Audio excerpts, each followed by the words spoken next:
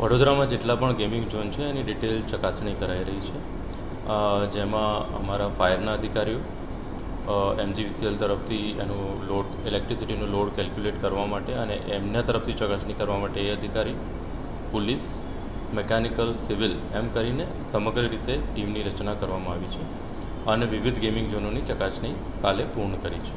આ ચકાસણીના આધારે જે પણ ત્રુટિ ક્યાંક હશે તો અમે એમને નોટિસ આપશું અને એ જે પણ ત્રુટિ હશે એમની એ નોટિસના આધારે એમને પૂર્તતા કરવાની રહેશે, ફરીથી એમનું NOC લેવાનું રહેશે અને પછી આગળની કાર્યવાહી કરવામાં આવશે.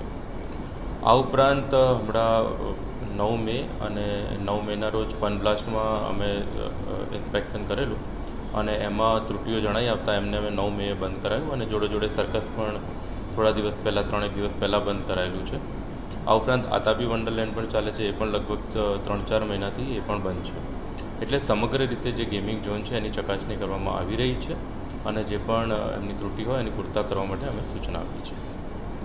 જે મેં કીધું છે આપ કહો છો સીલ કરવાની બાબત, તો ફન બ્લાસ્ટ જે ચાલુ થવાનું હતું એમણે 1-2 દિવસ ચાલુ કર્યું હતું, પણ એમાં ત્રુટિ જણાતા અમે ઇમિડિયેટલી 9 મેના રોજ જ બંધ કરાવી દીધેલું. એ જ રીતે સર્કસ પણ ચાલતું હતું, એ પણ બંધ કરાવી દીધું છે. એ પણ આ ઘટના બની એની પહેલાં બંધ કરાવેલું છે.